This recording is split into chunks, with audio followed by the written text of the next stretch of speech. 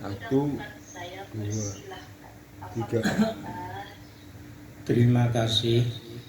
Assalamualaikum warahmatullahi wabarakatuh. Waalaikumsalam.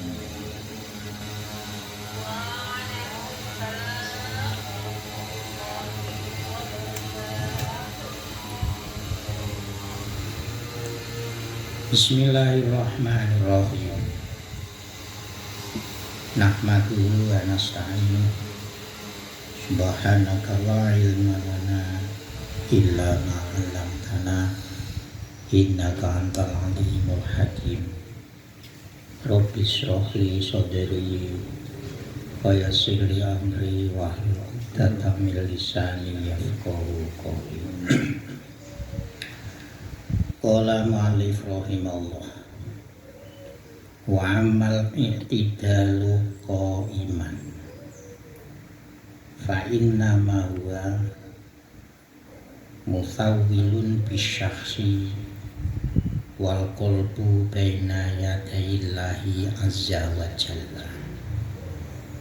Ya, hadirin hadirat jamaah Darus Syafa'ah rahimakumullah. Ini sudah masuk detail-detail daripada rangkaian sholat kita, rukun-rukun dan syarat-syarat sholat secara detail, di mana rukun sholat, syarat sholat ini kita lakukan agar supaya membawa dampak hikmah, membentuk hati kita mutmainnah, hati kita tenang, hati kita tenang menghadap Allah ketika sholat. Kemarin sudah kita masuk pada istiqbal, yaitu menghadap kiblat, di mana menghadap kiblat itu bukan hanya teori zahir kita, tubuh kita, wajah kita menghadap ke kiblat, itu bukan. Tapi di samping fisik kita itu menghadap ke kiblat, jiwa kita, hati kita juga menghadap kepada Allah Subhanahu wa ta'ala. Jadi falyakun wajhu qalbika ma'a wajhi badanika. Jadi hendaknya ketika wajah kita hadapkan ke kiblat, maka hati kita tertuju juga kepada Allah Subhanahu wa ta'ala. Nah, sekarang yang nomor 2, dalam arti nomor 2, rangkaian rukun-rukun dan juga syarat-syarat yang nomor 2, yaitu i'tidal. I'tidal itu ya berdiri tegak. Nah, i'tidal ini adalah mengumpulkan, atau boleh juga jungkung itu apa ya, memfokuskan seseorang di mana hatinya itu berhadapan atau dihadapkan kepada Allah Subhanahu wa ta'ala. Jadi ketika kita sudah melakukan ruku, ya, ruku itu kan berarti antara pantat kita, antara bokong kita, kalau Jawanya itu bokong, dengan kepala ini kan sejajar. Nah, maka ketika sudah i'tidal dari ruku, ini memberikan gambaran bahwasanya i'tidal ini adalah sebagai fokus mengumpulkan diri seseorang, bentuk seseorang itu berhadapan-hadapan dengan Allah Subhanahu wa ta'ala. Nah, ini sebagai gambaran tambihan ala izmamil qalbi tawallu'a wa tadallula wa tabarru'a anit tarukusi wa takaburi. Setelah kita itu i'tidal dari ruku ini antara pantat yang posisinya berada di bawah tubuh kita, yang posisinya itu di bawah kepala, lalu kita posisikan kepala dan pantat ini sejajar atau rata. Ini sebagai pengingat ketika kita i'tidal. Jadi mestinya kan i'tidal itu kalau kita bicara syariatnya itu kan baca Rabbana lakal hamdu mil as-sama atau mil us-samawati wa mil ardi wa mil ma syi'ta min syai'in ba'du. Bahwa i'tidal itu menginginkan. Makanya nanti begini sebelum saya teruskan. I'tidal itu makanya itu kalau dalam fikih sebagaimana yang dikatakan oleh Imam Ibnu Rushdi di dalam kitab Bidayatul Mujtahid, bahwa i'tidal itu tidak butuh yang namanya tumaninah, karena pada dasarnya itu i'tidal itu pemisah antara rukuk dan sujud. Nah, tapi ketika kita ranah bahwa sholat itu agar bisa membawa dampak, kita mengakui bahwa kita itu hamba Allah, penuh dengan kelemahan dan kekurangan, dan mengakui bahwa Allah maha segala-galanya.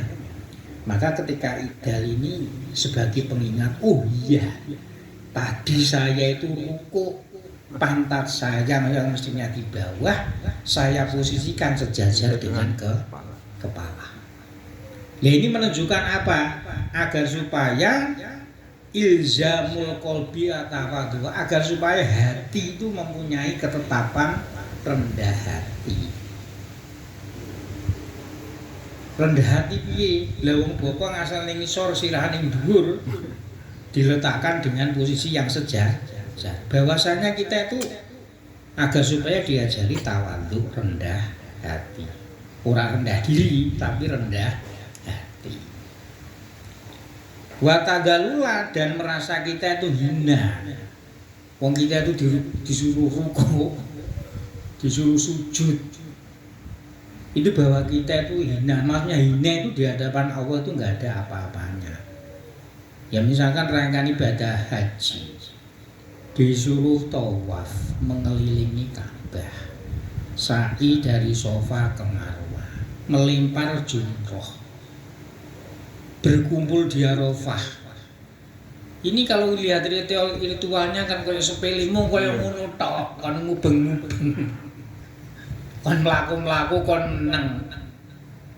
Tapi yang kita lihat itu adalah perintah Allah Subhanahu wa Ta'ala. Jadi kita tidak bisa berbuat apa-apa. Kalau diperintah ya kita itu tunduk, tawadhu, rendah hati, tadallul, merasa diri kita itu hina. Wa tabarru'a, dan tentu kita itu bebas dalam arti tidak memakai sifat besar kepala atau takabur, sifat sombong. Jadi ini ketika i'tidal. Jadi ketika i'tidal yang kita ingat, hati kita itu adalah tawadhu, rendah hati, merasa kurang segala-galanya, dan bebas dalam arti tidak memakai pakaian sifat merasa dirinya itu besar dan merasa dirinya itu takabur atau sombong. Jadi tidak boleh. Ya kalau sholat secara syar'i ya seperti rukuk, sujud, i'tidal sah-sah. Tapi kita kan mestinya tidak seperti itu. Mestinya tidak seperti itu ya, karena dalam Al-Qur'an itu inna sholata tanha anil fahsya'i wal munkar.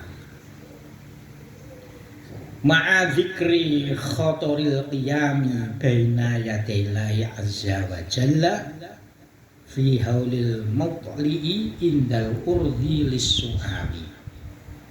Dan kita ketika i'tidal itu mengingat, i'tidal itu kan berdiri tegak, Iktidalu qaiman. Kita itu mengingat bagaimana besok di hadapan Allah ketika kita diperiksa amal-amal kita dan ketika kita ditimbang amal-amal kita. Itu ketika iktidal. Tapi ya berangan-angan ini ya kudune sholat TV ketika sholat sunnah. Nanti kalau sholatnya berjamaah itu kita nggak boleh. Jamaah itu kan menunjukkan bahwa Islam itu penuh dengan syiar, penuh dengan kebersamaan. Secukupnya, ini sampai kita mempunyai ingatan, ketika tidak bagaimana besok kita itu mau ditanyai oleh Allah tentang amal kita, ditimbang amal kita di hadapan Allah Subhanahu wa Ta'ala. Waqlam fil hali annaka qaimun baina yadayillahi azza wa jalla wa wa muttali'un alaika.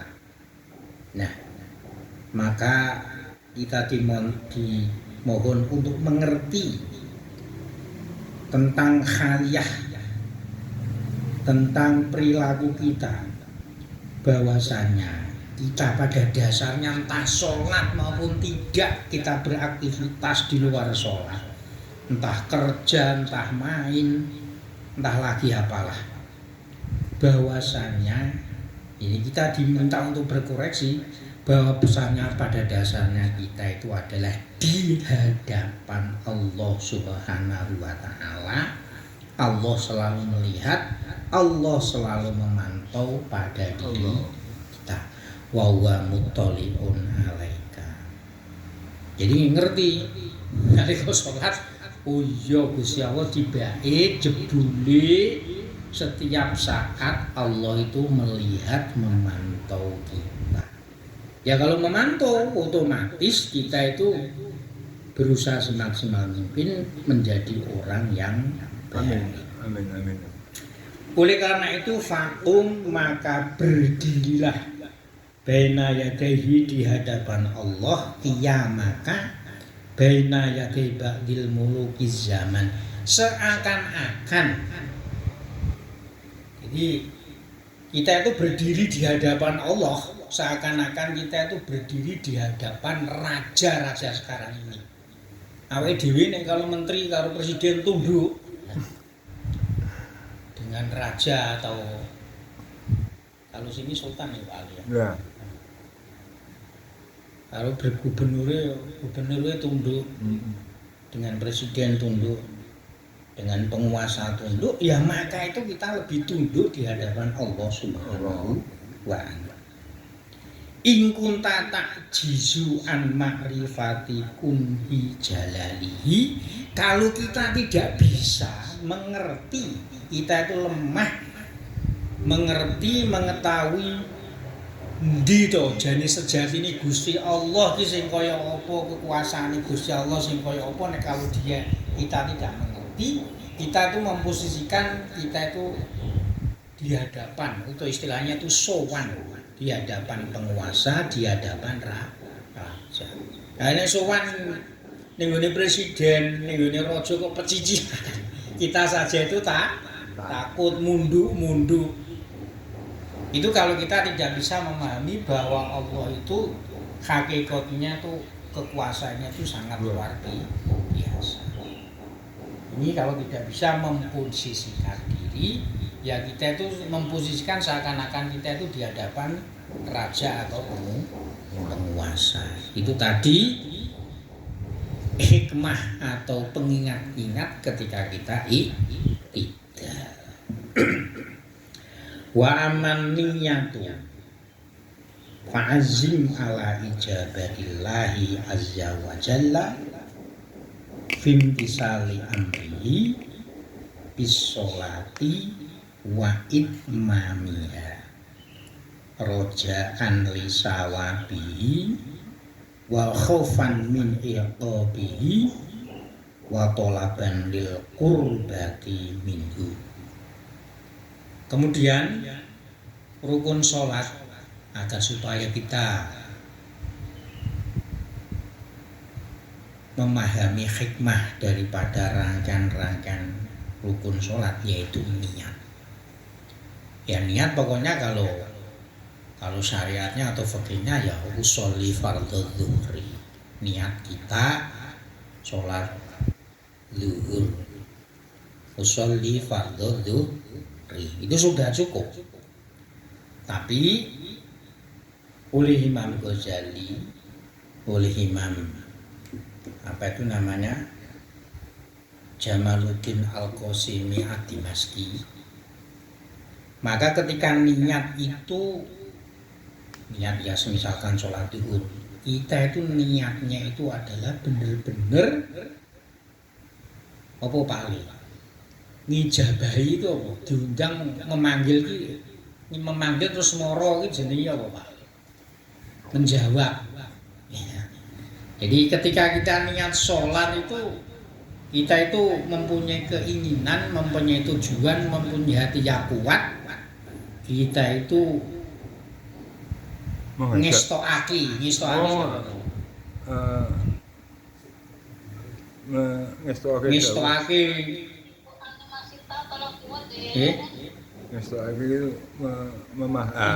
itu ijabah itu misalkan kita diundang, kita datang, itu namanya apa Pak? Menghargai. Apa ya? Ijabah itu maksudnya itu nyembadani ini mengikuti. Jadi ketika kita diundang oleh Allah, hendaknya kita itu benar-benar niatnya itu tunduk, mengikuti perintah-perintah Allah untuk melaksanakan sholat. Jadi niatnya itu kita tidak terbebani. Tidak terbebani kalau sholat itu adalah hukumnya itu wajib. Jadi pokoknya niatnya kita itu memanggil atau istilahnya itu ngestokake, mengikuti perintah Allah. Kita disuruh sholat ya pokoknya kita niatnya itu karena mengikuti perintah Allah. Sholat, begitu juga keinginan kita itu juga untuk menyempurnakan sholat itu sendiri. Mengapa sholat itu kita sempurnakan? Roja'an lisawabi, agar supaya kita itu punya harapan mendapatkan pahala dari Allah Subhanahu wa ta'ala, wa khaufan min iqabihi, dan kita itu niat sholat tujuannya itu ngestokake, mengikuti perintah Allah itu agar supaya kita itu takut akan siksaan Allah, wa talaban lil qurbati minhu, dan agar supaya itu kita mendapatkan kedekatan kita kepada Allah Subhanahu wa ta'ala. Mendengar dan melaksanakan. Ya, mendengar dan melaksanakan. Mutalaki mutaqalli dan lil minati minhu, dan kita punya harapan ketika kita itu menjalankan perintah Allah dengan sholat, dengan menyempurnakan rangkaian-rangkaian ibadah sholat, kita itu mengikuti agar kita itu mendapatkan anugerah nikmat dari Allah Subhanahu wa ta'ala, tentu biiznihi, dengan izin Allah Subhanahu wa ta'ala. Fil munajati ma'a kasroti isyanika, dan kita mengerti ketika sholat kita itu tentu adalah kita itu munajat, kita itu berbisik, kita itu mengadu. Bahasanya Jawa itu wadul, mengadu kepada Allah Subhanahu wa ta'ala dalam keadaan kita itu banyak dosanya kepada Allah Subhanahu wa ta'ala. Jadi ketika sholat itu seakan-akan kita itu membawa kesalahan, kita itu membawa dosa-dosa, kita adukan kepada Allah Subhanahu wa ta'ala.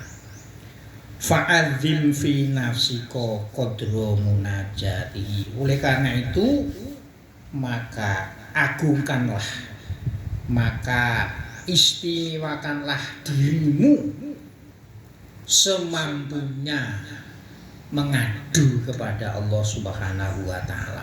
Jadi pokoknya kita itu nyaman ketika sholat, itu nyaman, senyaman-nyamannya. Biasane nyamane nggo batik ya wis ora apa-apa nganggo batik. Ya soal nanti putih itu istilahnya itu kesunahan itu kan secara dhahiriyah. Tapi kalau kita itu putih itu nyaman ya kita bawa putih. Nek putih itu nyaman, wah gak nyaman aku. Nek putih aku dianggap ustaz, dianggap kiai dan seterusnya itu kan namanya tidak nyaman. Ya pokoknya memakai pakaian yang nyaman. Ketika nyaman kita itu berhadapan dengan Allah Subhanahu wa taala. Rifa'adzim fi nafsika qadra munajatihi. Kita itu betul-betul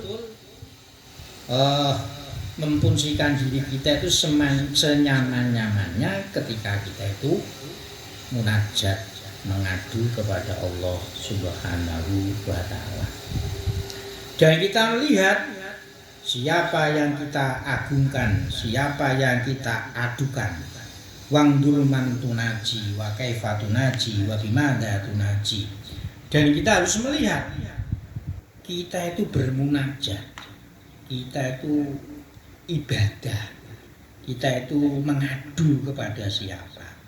Dan bagaimana cara kita itu mengadu, dan dengan apa kita itu mengadu, itu semuanya mari kita lihat. Jadi bahasane nalika salat kowe iki salat iki nyembah sapa? Kowe iki salatmu iki carane piye?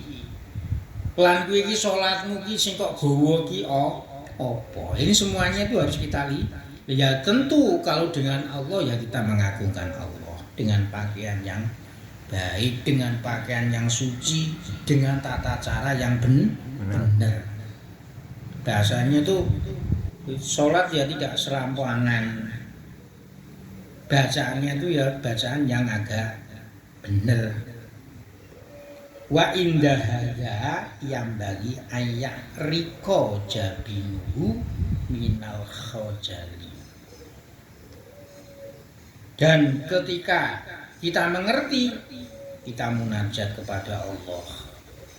Dan bagaimana kita munajat kepada Allah, dan dengan posisi bagaimana kita munajat kepada Allah, maka sangat elok sekali, baik sekali kalau kepala kita, kening kita, dahi kita itu berkeringat karena malu ning ngene Gusti Allah. Jadi isin saking dene isine gupuh. Maksudnya gupuh iki piye? Iku aku iki piye wong sing anu kok Gusti Allah. Jadi karena gupuh akhirnya itu keningnya itu berkeringat. Bahasa itu keringat dingin. Wa tarta'idu faraisuka minal haibati. Dan tulang-tulang kita, ros-rosan tulang kita ini ndredeg. Ndredeg itu gemetar karena takut kepada Allah Subhanahu wa taala. Wa yasfarru wajhuka minal khaufi. Dan wajah kita itu pucat karena takut kepada Allah Subhanahu wa taala. Bahasane wong salat ku ora igli-igli peteng-peteng. Ana salat kok ngepel. Ana salat malah peteng-peteng gagah-gagahan. Nah ini malah enggak pas. Jadi salat itu ya karena kita itu berhadapan dengan Allah, sikap kita itu adalah haibah, takut. Terus wajahnya tuh bergetar, kita pun redek. Dan kita itu pucat itu seakan-akan itu berhadapan dengan raja. Itu salamku opo. Jadi seakan-akan seperti itu. Ini niat kita ketika kita itu sholat usolli fardhu dzuri dan seterusnya. Jadi segala tubuh kita mulai dari rambut kepala sampai kaki kita itu bergetar, semuanya itu tunduk. Jadi bergetarnya itu karena menunjukkan sikap tunduk kepada Allah Subhanahu wa taala. Jadi malah posisinya itu ora kok petentengan apa? Ya entah tangannya dengan sikap atau kakinya itu dengan sikap dan seterusnya. Tangannya ngepel barang itu kan tidak. Ini ngepel kan seakan-akan ini koyo-koyo bahasanya tuh semena-mena. Jadi kalau tangannya itu memberikan sikap dia itu tunduk, ya tangan kita itu kita megarkan atau kita tidak mengepalkan. Makanya kalau Allahu Akbar takbir, jari-jari kita itu semuanya itu terbuka, nggak boleh dikepel nih, nek kepel ini koyo-koyo malah nantang. Seperti orang tinju, masuk tinju tangannya terbuka, kan tinju mesti tangannya ngepel. Nah ini sikap kita itu kalau ya misalkan kita itu sholat tangan kita ngepel ya ora apa-apa, ya sah-sah saja kali cara syariatnya. Tapi kita kan harus menunjukkan bahwa kita itu berhadapan dengan Allah Subhanahu wa taala penuh dengan ketundukan. Bismillahirrahmanirrahim. Sekarang yang nomor 4. Pertama istiqbal, kedua itidal, ketiga niat. Sekarang yang nomor 4 yaitu takbir. Jadi ketika takbir itu bagaimana posisi kita, sikap kita itu bagaimana? Wa ammat takbiru fa idza nataqa bihi lisanuka fayambagi Allah yukadzibuhu qalbuka utawa yakdzibuhu qalbuka. Ketika kamu mengucapkan takbir, lisanmu mengucapkan takbir Allahu Akbar, artinya itu Allahu Akbar, Allah Maha Besar, Allah Maha segala-galanya. Ketika mengucapkan, lisan mengucapkan Allahu Akbar, maka hendaknya, alangkah baiknya, hatimu tidak menipu lisanmu. Piye? Lisan Allahu Akbar tapi hati kok ngapusi. Piye contohnya? Jadi ketika Allahu Akbar mengucapkan ya hati kudu menyatakan Allah Maha Besar segala-galanya.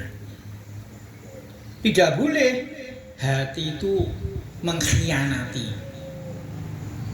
Lisan ngomong Allahu Akbar tapi hati itu gumedhe, hati itu takabur.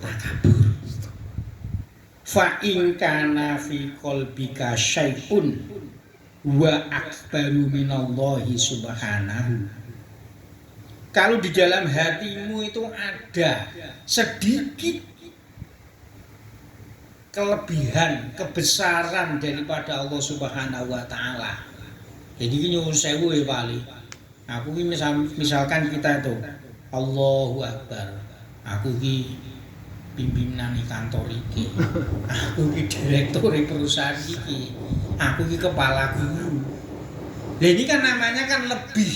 Ya. Padahal jabatan, pangkat, derajat dan seterusnya itu ya yang beri Allah Subhanahu wa taala. Jadi istilah Jawanya di dalam hati kalau ada adigo ngadiguna sapa sira sapa ingsun au kana hawaka akhlaba alaika min amrillahi azza wa jalla, atau nafsumu itu lebih kuat mengalahkan dirimu daripada perintah Allah Subhanahu wa taala. Jadi wong salat iki po ya ora ana nafsu to pali ya ana wong salat ku nafsu. Mbok aku salat jamaah liyane ora. Lha iki nafsu iki salat jamaah iki. Wiridanku suwe kuwi ora. Kecil lho. Ini juga nafsu. Kalau dalam hati kita itu loh Allahu Akbar masih ada nafsu seperti itu. Wa anta atwa'u lahu minka lillahi ta'ala. Dan Anda merasa dirimu itu taat. Ya, dirimu itu taat ning nggo nafsu tinimbang ning nggone Gusti Allah. Faqat ittakhadhu ilahaka wa gabbartahu fayakunu qauluka Allahu Akbar kalaman bil lisanil mujarrad. Nek sikapnya seperti itu, jadi Allahu Akbar tapi dalam hati kita nafsune iki luwih gedhe, takabure luwih gedhe tinimbang menjalankan perintah Allah, maka pada dasarnya kamu menjadikan Allah Subhanahu wa taala. Dan apa yang engkau takbirkan, ucapkan Allahu Akbar, itu hanya ucapan belaka. Jadi bilisani mujarrad. Kalaman bilisani al mujarrad. Jadi Allahu Akbar ya sepuluh itu ya Allahu Akbar. Bahasanya elek orang Jawa wis mung cangkemmu tok. Jadi kalau bisa itu dalam hati kita mengakui bahwa Allah itu benar-benar maha segala-galanya. Tapi kalau lisan kita hanya mengucapkan saja tapi hati kita itu takabur, hati kita itu merasa sholatnya paling bener, jamaah paling sregep, widani paling stop, liya-liyane iku ora kanggo. Bicara eleke Pak Ali mung kaosan, aku nggone putih, kopiahku putih sisan. Nyekel tasbih sisan. Pak Ali ki opo? Lho kok sampe ngono kuwi to? Berarti takbirnya Allahu Akbar itu hanya lisan saja. Kalaman bil lisanil mujarrad tidak sampai ke dalam hati. Wa qad takhallafal qalbu an musa'adatihi. Kalau demikian, lisan ini tidak bisa membantu hati mengakui bahwa Allah itu maha besar. Jadi wakot takhallafal qalbu, hati ini yang ngono ketinggalan, lisane ngomong Allahu Akbar tapi hati iki lali. Berarti lisan ora iso bantu hati. Wa ma a'dzama al khatara fi dzalika laulat taubatu wal istighfaru. Sikap-sikap semacam itu, wah ini sangat mengkhawatirkan. Lho ngono lho cara Jawa ni. Wa ma a'dzama al khatara fi dzalika. Sikap-sikap semacam itu sangat mengkhawatirkan. Lesane ngucap Allahu Akbar tapi hatinya itu bertentangan, hatinya itu ngapusi, maka tidak ada yang lain kekhawatiran seperti itu. Kita itu harus tobat, kita itu harus istighfar. Mulane nek bar salat kuwi ya wiridane pertama iki ya astagfirullahal.